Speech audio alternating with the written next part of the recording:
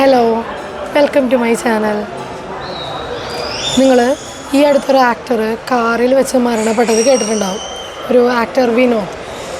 അപ്പോൾ അദ്ദേഹം മരിച്ചത് എന്താണെന്ന് പലർക്കും ഡൗട്ട് ഉണ്ടാകാം. ആരെങ്കിലും കൊന്നതാണോ അതോ സ്വാഭാവിക മരണമാണോ?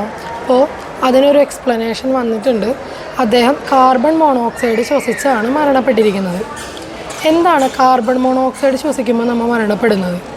അങ്ങനെയാണെങ്കിൽ നമ്മൾ ശരീരത്തിൽ നിന്നും റെസ്പിറേഷനിലൂടെ പുറത്തേക്ക് വിടുന്നത് കാർബൺ ഡൈ ഓക്സൈഡ് അല്ലേ? അത് വലിച്ച് തിരികെ അകത്ത് കയറിയാൽ നമ്മൾ മരണപ്പെടില്ലേ എന്നൊക്കെ പലർക്കും ഡൗട്ട് തോന്നിയേക്കാം. അപ്പോൾ അതെന്താണെന്ന് നമുക്കൊന്ന് നോക്കാം.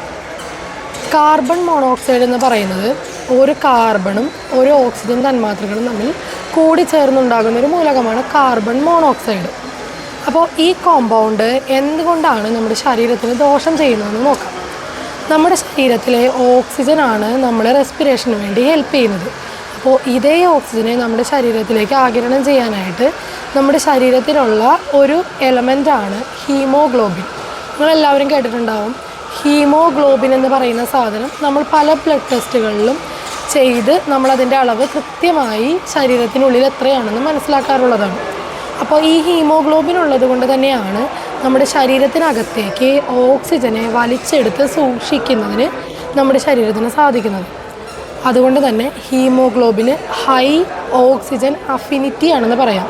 അതായത് ഓക്സിജനോടുള്ള അത്യാർത്തി അത്രയുമുള്ള സാധനമാണ് ഹീമോഗ്ലോബിൻ എന്ന് പറയുന്ന വസ്തു. അപ്പോൾ ഈ ഹീമോഗ്ലോബിൻ നമ്മുടെ ശരീരത്തിലെ ഒരു ബ്ലഡ് സെല്ലാണ്. അപ്പോൾ ഈ ഹീമോഗ്ലോബിൻ ഉള്ളത് കൊണ്ടാണ് നമ്മുടെ ശരീരത്തിനകത്തേക്ക് ഓക്സിജനെ ആഗിരണം ചെയ്യാൻ സാധിക്കുന്നതും ഓക്സിജനോട് അതിന് അഫിനിറ്റി ഉള്ളത് കൊണ്ടാണ് നമ്മുടെ ശരീരത്തിൽ ഓക്സിജൻ നിലനിന്ന് പോകുന്നത്. ഓക്സിജൻ അത് ഏത് ഫോമിലാണെങ്കിലും ഈ ഹീമോഗ്ലോബിൻ ഓക്സിജനെ അട്രാക്റ്റ് ചെയ്തെടുക്കും. അതുകൊണ്ട് തന്നെ നമ്മുടെ ശരീരത്തിനകത്ത് നിന്നും പുറത്തേക്ക് പോകുന്ന കാർബൺ ഡൈ ഓക്സൈഡ് അധികമായി അടഞ്ഞു കിടക്കുന്ന സ്ഥലങ്ങളിൽ അത് കൺവേർട്ട് ചെയ്ത് കാർബൺ മോണോക്സൈഡായി മാറുകയും ആ കാർബൺ മോണോക്സൈഡ് നമ്മുടെ ശരീരത്തിനകത്തേക്ക് ഇതേ ഹീമോഗ്ലോബിൻ തന്നെ വലിച്ചെടുത്ത് പിടിക്കുകയും ചെയ്യുന്നു. അങ്ങനെയാണെങ്കിൽ ഈ കാർബൺ മോണോക്സൈഡ് മാത്രം എന്തുകൊണ്ട് നമുക്ക് ദോഷം ചെയ്യുന്നു എന്ന് വെച്ച് കഴിഞ്ഞാൽ, ഈ കാർബൺ മോണോക്സൈഡ് നമ്മുടെ ഹീമോഗ്ലോബിനകത്തേക്ക് ചെന്ന് കഴിഞ്ഞാൽ പിന്നീട് അതിനവിടെ നിന്നൊരു മടങ്ങിപ്പോക്കില്ല. അതുകൊണ്ട് തന്നെ നമ്മുടെ ശരീരത്തിനകത്ത് കൃത്യമായ അളവിലാണ് ഹീമോഗ്ലോബിൻ കാണപ്പെടുക. അപ്പോൾ ആ ഹീമോഗ്ലോബിനുകളെല്ലാം കാർബൺ മോണോക്സൈഡുകളെ വാങ്ങിച്ച് കയ്യിൽ വെച്ചാൽ പിന്നീട് ഓക്സിജൻ വരുമ്പോൾ സ്വീകരിക്കാൻ നമ്മുടെ ശരീരത്തിനുള്ളിൽ റിസീവർ ഇല്ലാതായി പോകും. അതുകൊണ്ടാണ് ഈ കാർബൺ മോണോക്സൈഡ് നമ്മുടെ ശരീരത്തിനകത്ത് കയറി കഴിഞ്ഞാൽ നമ്മൾ അൺകോൺഷ്യസ് ആകും, നമ്മൾക്ക് ഛർദ്ദിക്കാൻ വോമിറ്റിങ്ങിനുള്ള ടെൻഡൻസി വരും, നമ്മൾക്ക് ശക്തമായ തലവേദന വരും. അതായത് ഓക്സിജൻ്റെ കുറവ് കൊണ്ട് നമുക്ക് എന്തൊക്കെ ലക്ഷണങ്ങൾ കാണപ്പെടുമോ ആ ലക്ഷണങ്ങളെല്ലാം നമുക്ക് കാർബൺ മോണോക്സൈഡ് ശ്വസിച്ചാൽ കാണാം. ആ ലക്ഷണങ്ങൾ കണ്ടാൽ തന്നെ നമ്മൾ മനസ്സിലാക്കണം. അതല്ല, നിങ്ങളൊരു റൂമിലിരിക്കുവാണ്, നിങ്ങൾക്കും നിങ്ങളുടെ കൂടെയുള്ള ആൾക്കും ഒരുമിച്ച് തലവേദനിക്കുന്നു, ഒരുമിച്ച് ശരീരത്തിന് അസ്വസ്ഥത തോന്നുന്നു, ഒരുമിച്ച് ഛർദ്ദിക്കാൻ വരുന്നു, ഇങ്ങനെയുള്ള ലക്ഷണങ്ങളെല്ലാം കണ്ടാൽ അപ്പോൾ തന്നെ മനസ്സിലാക്കുക നിങ്ങൾ ശ്വസിച്ചുകൊണ്ടിരിക്കുന്നത് ഓക്സിജൻ അല്ല, കാർബൺ മോണോക്സൈഡാണ്. ഇനി എപ്പോഴാണ് ഈ കാർബൺ മോണോക്സൈഡ് ഉണ്ടാകുക? നമ്മുടെ ശരീരത്തിനകത്ത് ഓക്സിജൻ ഉണ്ട്, അതേപോലെ തന്നെ അന്തരീക്ഷത്തിലും ഓക്സിജൻ കാണപ്പെടുന്നുണ്ട്. ഈ ഓക്സിജൻ്റെ ഒരു പ്രത്യേകത എന്ന് പറയുന്നത് ഓക്സിജനാണ് ഒരു വസ്തുവിനെ കത്താനായി ഹെൽപ്പ് ചെയ്യുന്നത്. അപ്പോൾ ഈ കത്തുന്നത് പൂർണ്ണമായിട്ടല്ല കത്തുന്നതെങ്കിൽ, സാധാരണ ഒരു എലമെൻറ്റ് ഒരു വസ്തു കത്തുമ്പോൾ ഉണ്ടാകുന്നത് കാർബൺ ഡൈ ഓക്സൈഡാണ്. പക്ഷേ ആവശ്യമായ ഓക്സിജൻ ഇല്ലാത്ത സന്ദർഭത്തിലാണ് അതിന് കത്തുന്നത് നടക്കുന്നതെങ്കിൽ അവിടെ ഉണ്ടാകുന്നത് കാർബൺ മോണോക്സൈഡായി മാറും. ഈ കാർബൺ മോണോക്സൈഡ് അത്യധികം പോയിസണസ് ആണ്.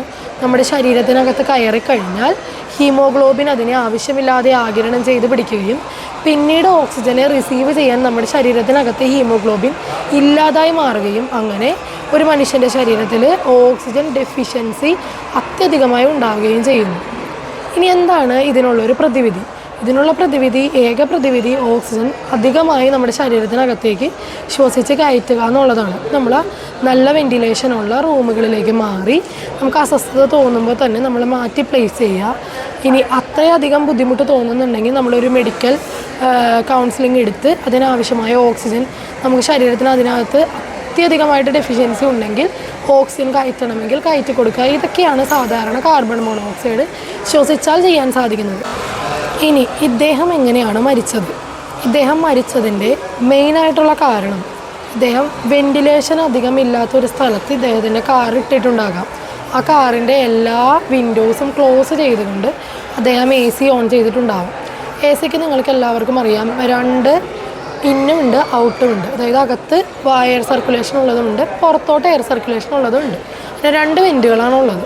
അപ്പോൾ ഇതിലുള്ള എന്തെങ്കിലും തകരാറ് കൊണ്ടോ, അതല്ല എൻജിന് എന്തെങ്കിലും തകരാറ് സംഭവിച്ചാലോ, അതല്ല ഇതിൻ്റെ എക്സോസ്റ്റ് മര്യാദക്ക് വർക്ക് ചെയ്യുന്നില്ലെങ്കിലോ, ഇദ്ദേഹം കാറിനകത്ത് വെച്ച് മറ്റെന്തെങ്കിലും ഒരു വസ്തു കത്തിച്ച് ഉപയോഗിക്കുകയോ അതിൻ്റെ കത്തൽ പൂർണ്ണമായിട്ടും കമ്പഷൻ കംപ്ലീറ്റ് ആവാതിരിക്കുകയോ ചെയ്യുന്ന സന്ദർഭങ്ങളിലെല്ലാം ഇതേപോലെ കാർബൺ മോണോക്സൈഡ് ഉണ്ടാകാം. അതുകൊണ്ട് തന്നെയാണ് ചൂടുള്ള സ്ഥലങ്ങളിൽ നമ്മൾ കാറ് നിർത്തിയിട്ട് AC അധികമായിട്ട് ഉപയോഗിച്ച് വെൻറ്റിലേഷൻ ക്ലോസ് ചെയ്ത് ഉപയോഗിക്കരുതെന്ന് പറയുന്നത്. ഓരോ വാഹനങ്ങൾക്കകത്തും കാർബൺ ഡൈ ഓക്സൈഡിനെ കൃത്യമായി പുറത്തേക്ക് കടത്തിവിടാനായിട്ടുള്ള എക്സോസ്റ്റ് സിസ്റ്റം കാറിൽ തന്നെ ഘടിപ്പിച്ചിട്ടുള്ളതാണ്. അപ്പോൾ ഇത്തരത്തിലുള്ള സിസ്റ്റങ്ങളെല്ലാം കൃത്യമായി വർക്ക് ചെയ്യുന്നുണ്ടോ എന്ന് നമ്മൾ അതാത് സർവീസിൻ്റെ സമയങ്ങളിൽ പരിശോധിക്കേണ്ടിയിരിക്കുന്നു. നമ്മൾക്ക് മറ്റുള്ളവരെ ശബ്ദം അറിയിച്ച് ഇത് ഇങ്ങനൊരു ബുദ്ധിമുട്ടുണ്ടെന്ന് അറിയിക്കാനായിട്ടുള്ള അവസരം പോലും കാർബൺ മോണോക്സൈഡ് നമുക്ക് തരുന്നില്ല. നമ്മൾ പെട്ടെന്ന് തന്നെ അൺകോൺഷ്യസ് ആയി പോകും. നിങ്ങൾ ഈ അടുത്ത് ഒരു വീടിനുള്ളിൽ ഒരു ഫാമിലി മുഴുവൻ കാർബൺ മോണോക്സൈഡ് ശ്വസിച്ച് മരിച്ച ഒരു സന്ദർഭം കേട്ടിട്ടുണ്ടാവും. ഈ അടുത്ത് നേപ്പാളിൽ ഇതേപോലെ തന്നെ ഒരു ഹോട്ടൽ റൂമിൽ 4 പേര് മരിച്ചിരുന്നു. അതുപോലെ തന്നെ കാറിൽ കിടന്ന് ആളുകൾ 4 പേര് മരിച്ചത്. ഇതെല്ലാം കാർബൺ മോണോക്സൈഡ് ശ്വസിച്ച് തന്നെയാണ്. കാർബൺ മോണോക്സൈഡ് ഡിറ്റക്ടർ വർക്ക് ചെയ്യുന്നുണ്ടോ എന്നും നമ്മുടെ എക്സോസ്റ്റ് കൃത്യമായി വർക്ക് ചെയ്യുന്നുണ്ടോ എന്നും എൻജിനിലെ ഫ്യൂവൽ തണുത്തിരിക്കുന്ന സന്ദർഭങ്ങളിൽ കത്തിക്കാൻ ശ്രമിക്കാതിരിക്കുക എന്നുള്ളതൊക്കെയാണ് ഇതിനുള്ള ഏക പ്രതിവിധികൾ. അപ്പോൾ നമ്മൾ കാർ ഓണാക്കി ഇട്ടതിന് ശേഷം അത്യാവശ്യം വെൻറ്റിലേഷൻ കൊടുത്തിട്ട് മാത്രം കാറിൽ സഞ്ചാരം തുടങ്ങുക, AC ഓൺ ചെയ്യുക, നമ്മുടെ വെൻറ്റിലേഷൻസ് ക്ലോസ് ചെയ്യുക. ഇത്തരത്തിലുള്ള സ്റ്റെപ്പുകളെല്ലാം നമ്മൾ ഫോളോ ചെയ്ത് പോയാൽ ഇതുപോലുള്ള കാർബൺ മോണോക്സൈഡ് പോയിസണിങ്ങിൽ നിന്ന് നമുക്ക് രക്ഷപ്പെടാം. അല്ലാതെ പ്രത്യേകിച്ച് ഒരു കാരണം കൊണ്ടും കണ്ടുപിടിക്കാൻ സാധിക്കുന്നൊരു ഒരു പോയിസൺ അല്ല ഈ കാർബൺ മോണോക്സൈഡ് എന്ന് പറയുന്നത്. ഇനിയും ഇതേപോലെ അപകടങ്ങൾ സംഭവിച്ചേക്കാം. അപ്പോൾ ശ്രദ്ധിക്കുക.